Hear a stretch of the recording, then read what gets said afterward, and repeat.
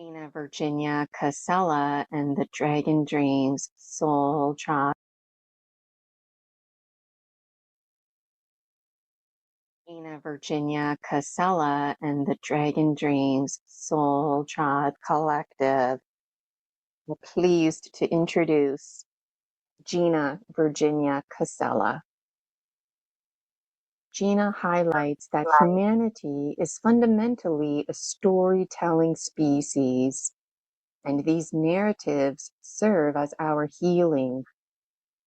She encourages individuals to transform their stories in order to transform their lives, noting that the strength in this process lies in its simplicity.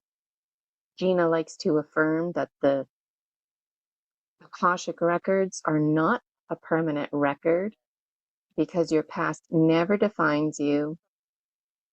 Author and master scribe you are of your life that is your birthright to be.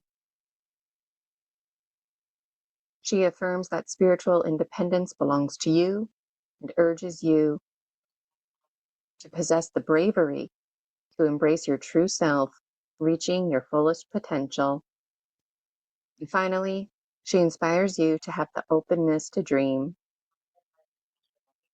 Gina was a public school teacher for 20 years, now specializing as a master energy medicine practitioner and rapid transformational therapist, hypnotherapist practitioner. She is focused on a results-driven practice specializing in mind reprogramming and safe extractions of intrusive entities. She's also the one behind the one-of-a-kind gemstone reading complemented by the Dragon Dreams Oracle, creations of her own making. You can anchor yourself with Gina by stepping into your authority as the master scribe that is your birthright to be. Gina is the visionary and creator behind the Dragon Dream Soul Tribe Collective and Project 30 Isis Unity Consciousness. She is on a quest for her own answers while creating safer spaces for dragon dreamers to share their story medicine. She empowers others to move on from what she calls the confused warrior syndrome, shifting into the archetype of the wisdom keeper who ultimately becomes the medicine bearer. Gina is on a mission to provide story medicine, highlighting medicine bearers in her show Story Species, Story Medicine, Extra Strength. The Continuum of Conscious Evolution Conference Series was created by Gina in honor of the Dragon Dreams Soul Tribe Collective.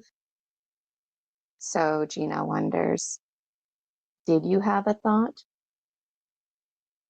Or did the thought have you? Did you have a dream, or did the dream have you? Gina, Virginia, Casella, and the Dragon Dreams Soul Tribe Collective.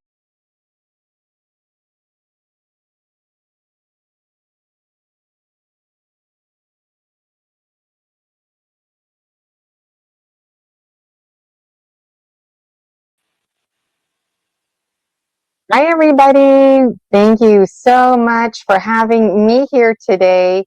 It is such an honor and thrill to be the keynote speaker at the first ever Story Species, Story Medicine, Continuum of Conscious Evolution conference series in honor of the Dragon Dreams Soul Tribe Collective, the first annual conference, promise of spring. Before I do my presentation, I want to show off my background, okay? I don't get to show off often, but this is the Gnome King. This is the actual official Dragon Dreams Oracle card. And there's too much to say about the Gnome King. My body's going to be blocking the card, but you can see the image there, the blurred image and all the treasures on the side. So let's get down to business, right? Who am I? Well, I'm nobody different than the next guy telling a Bigfoot story. And honestly, there's nothing special or different about me than the next guy telling a Bigfoot story, or somebody who says they saw something like the Virgin Mary or an ET. And I'm not here to try and convince anybody of anything. I came here in search of Soul Tribe and to share story medicine. So I don't have any evidence. All I have is my word. And I'm not even going to try to convince anybody, because if you're like me, then you know it's trying to be trying. So being here today for me personally represents the age 7 Gina. The story I'm about to tell you happened in this waking life. This is not some past life experience that I had, not to dismiss past life experiences. And I realized the importance of Soul Tribe, because it's one thing for us to have community, but when we have that extra special niche, a community that gets us, even though our experiences might vary, to me, that's the real power in story medicine.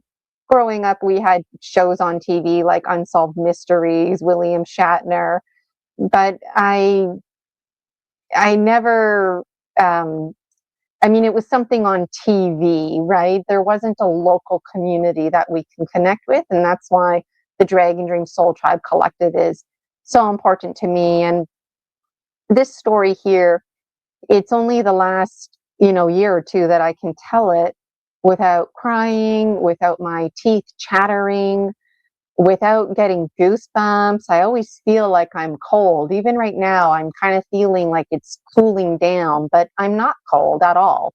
It's because I'm speaking the truth, and our body is always talking to us. And so I honor my body now. I honor the subconscious mind. When my teeth start chattering and I get goosebumps, it's because there's truth at hand.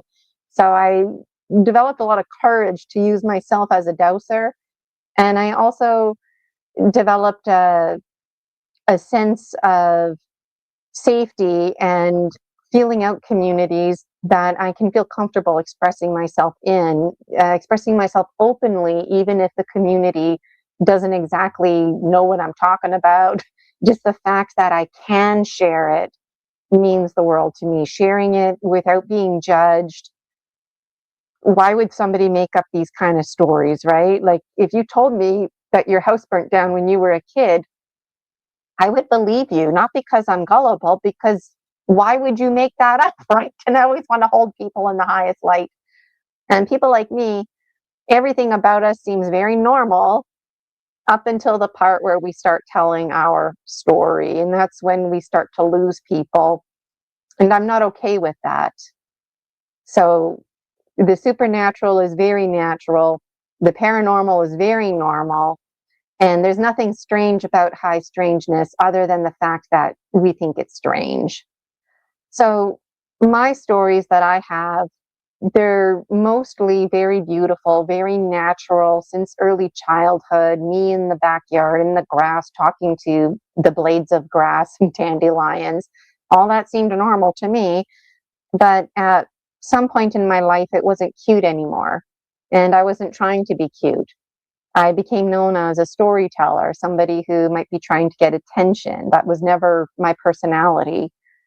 It was confusing because things like Santa Claus and the Tooth Fairy were promoted. I grew up Roman Catholic, and so it was confusing that, you know, Jesus Christ, the Lord and Savior, is a spirit. Well, is he a ghost as well? This business of a demigod, I never thought anything of it. Again, it just was very natural. So I want to tell you that we're all intelligent, and should anyone, especially a child, disclose anything to you, just believe that you believe whatever it is they're saying, and just accept fully, accept radically that they probably don't even know what they're talking about. How could they know what they're talking about? They only know what's been presented to them. And so the trouble we get into when we share our stories is we don't have categories, we don't have the familiarity, and then it's really challenging. And in my experience, I feel like children having these experiences is very natural. It's just something they experience since infancy, before they're even born. And children are very intelligent. So when they're sharing out with you, and as the adult, you're telling them, no, that's not what you heard. No, that's not what you saw. Like, excuse me, I think I know what I heard and I think I know what I saw. But you see, there's a power dynamic between children and adults. And children will literally start reprogramming themselves. Your mind's number one job is to protect you, even if it means creating false inhibiting beliefs that keep you stagnant and stuck. So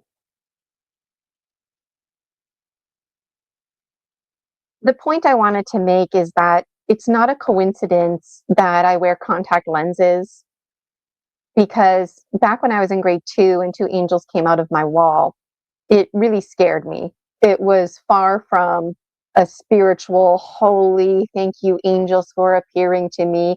You know, on TV, I've seen countless stories where folks are sharing out about the Virgin Mary, or they have angels in particular appear to them. And beautiful stories. People break down in tears, they fall to their knees. Thank you, thank you. You know, it was totally not like that for me. Okay.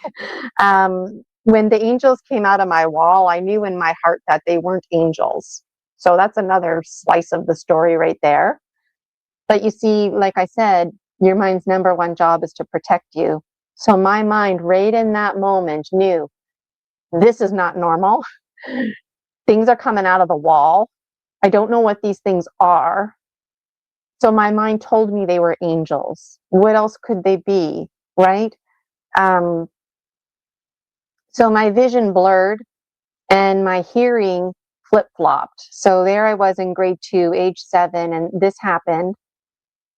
And it made me look like a liar. It only reinforced things about me, like I was trying to get attention. And when I couldn't see properly, it was confusing for me, because sometimes I could see perfectly, and then other times my vision was blurred. And I remember this boy in my class, he had to wear glasses. And I thought, oh, like maybe I need to wear glasses too now. But you see, nobody talked to me about this. This experience caused me to have trauma. So when people experience trauma, it doesn't matter what the actual experience is, but when you experience trauma, it throws off your senses. You can even experience a fragmentation, which is better known as soul loss, because your mind and the biological one you are, they're like startled because of this. And so it absolutely made sense that my vision and hearing flip flopped. And to this day, I still wear contact lenses. My hearing, it's better now, it's the same. At that time, it really didn't help my situation. I remember going to the optometrist and looking forward to getting glasses, because finally I could see, right? And the optometrist told me everything was fine.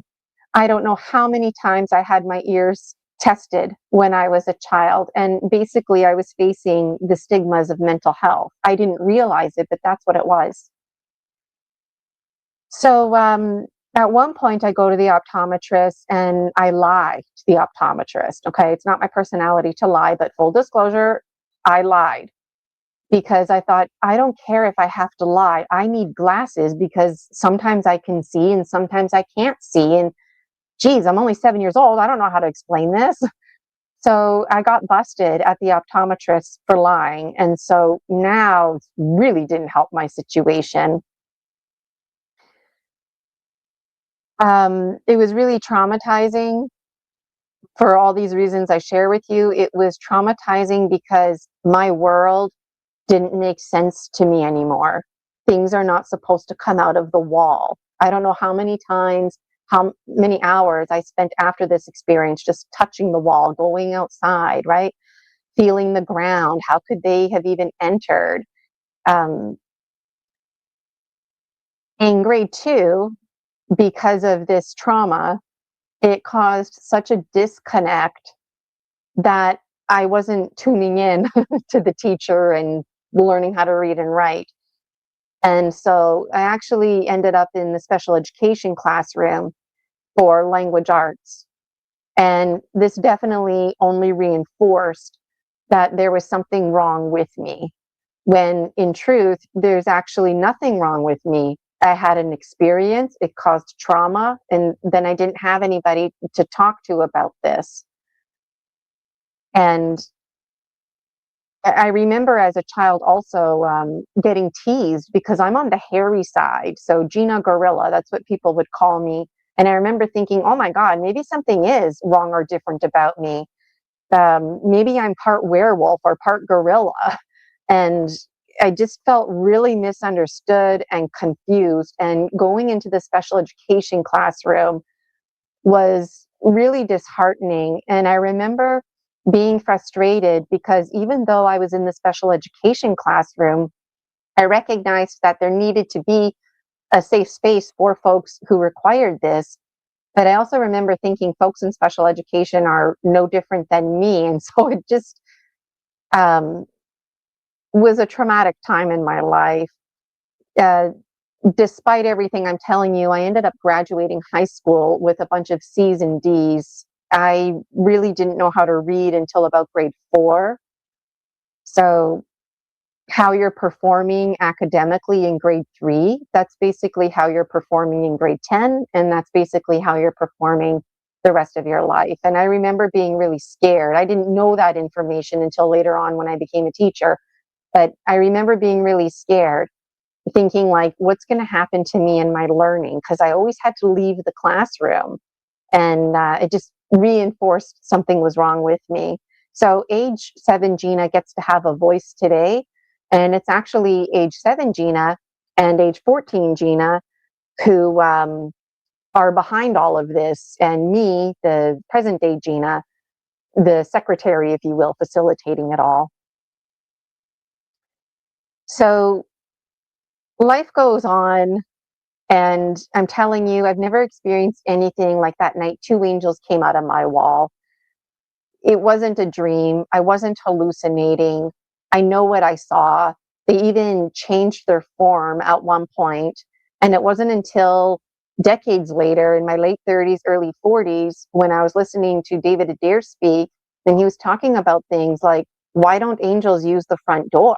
Why would angels be sneaking around in the middle of the night? And I thought, is he familiar with my story? Because I felt like he was talking to me, and he made really great points. And I never even considered those angels being ETs and or AIs and or some kind of part hybrid. And to this day, I don't know who or what they were.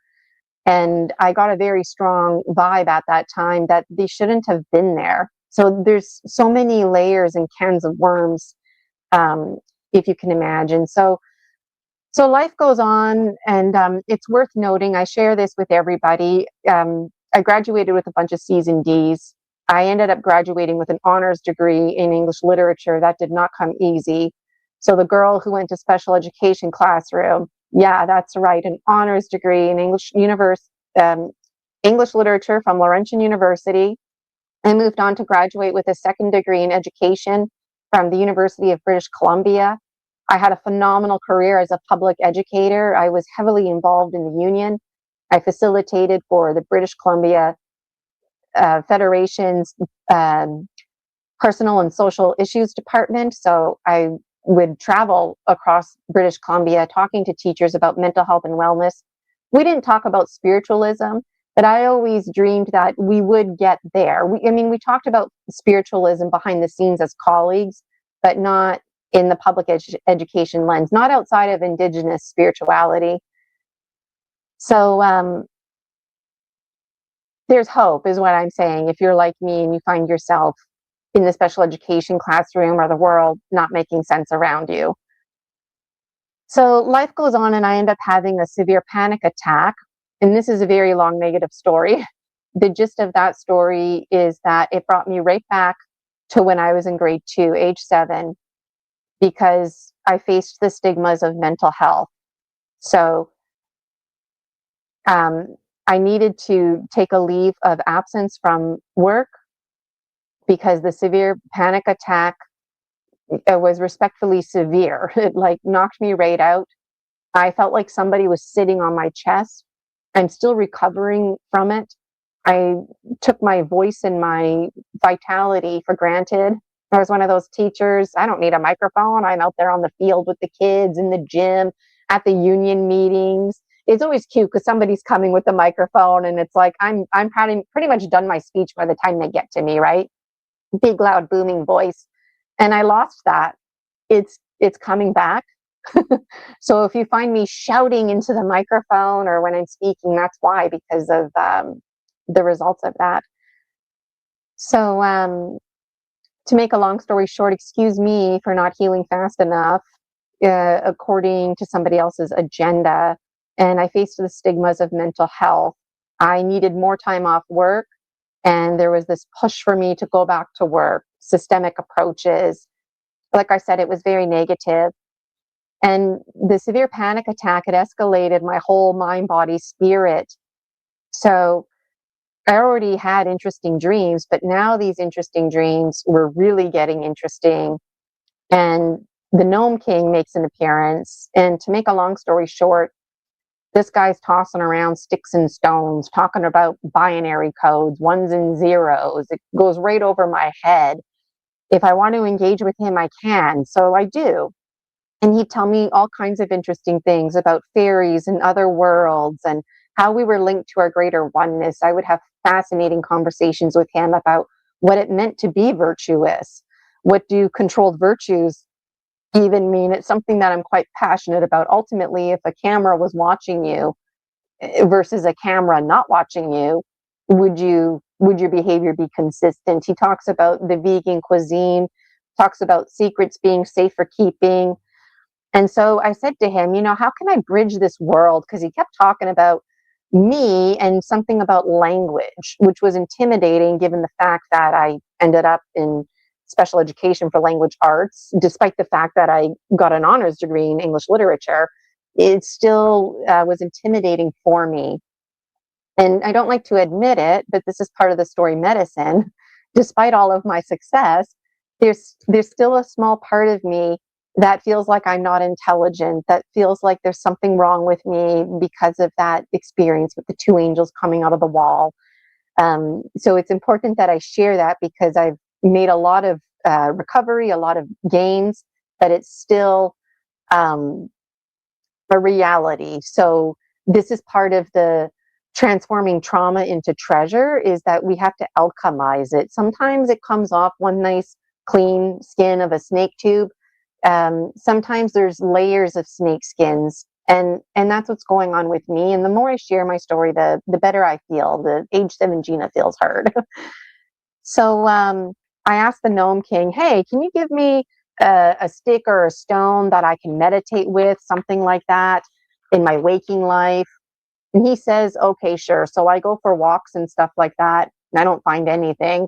Months go by, and there I am hanging out at the beach, and I find these gemstones, and my heart is just racing because I know it's the Gnome King. I can feel his presence at the beach, and I'm digging frantically in the sand. And I remember having a moment where I had to like slow it down because I didn't want to attract attention, like just this random lady up and digging in the sand. So I got these gemstones. I didn't really hang out too much longer. I got the hell out of there. And then I didn't know what to do with the gemstones. And one thing led to another. And there's so many stories here, right? And I was having a laugh with Julia Ankerhaven the other day because I need to tell like one story and then another story and then tell a story how they come together. So I've basically just told you like at least 500 stories, and now I'm going to tell you how they all come together. Treading the water of all those stories, by the way. And I start doing interesting things. I was inspired by Eckhart Tolle, Alberto Villoldo, dreaming our world into being. And the gemstones, it was like they needed to sleep, they needed to dream, and the gemstones and I would connect in dreams. Well, okay, fine. Kind of sounded weird. I felt compelled to put them in the soil. I did. I started having really weird dreams for the next few weeks because randomly the gemstones would be like, I'm going to represent Jaguar and I'm going to represent, Eagle Condor. And it's like, okay, good for you for representing. I don't know what to do. And you know what? One thing led to another. I started my gemstone routine. I would just toss the gemstones around. Sometimes I would talk to one that I felt compelled to talk to. And one thing led to another. And now I have this really cool divinational practice that has really helped me. And it provided me with a storyline, story medicine. And now I get what the Gnome King was saying, because this is my medicine that I offer, my gemstone reading. So I was shy about it at first. Then again, one thing led to another.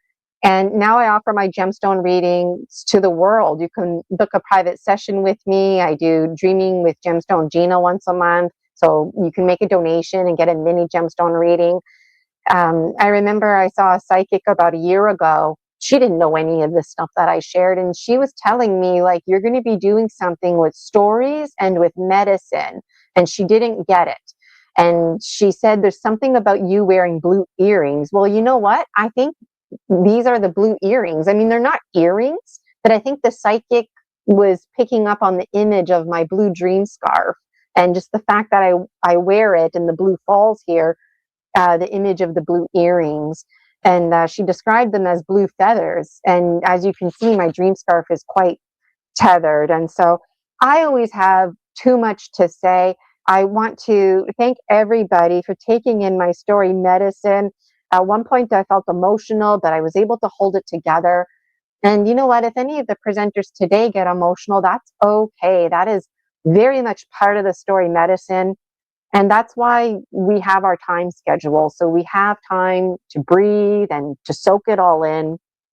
And so, in conclusion, I learned the hard way that I have a life worth living, and that the most important opinion about me, I get to have that opinion about me. And it's the same for you. Your Akashic record is not a permanent record. Mind reprogramming is real. And the pen is very much in your hand. And so I hope you have the courage to be yourself and to be all you can be. Thank you so much, everybody.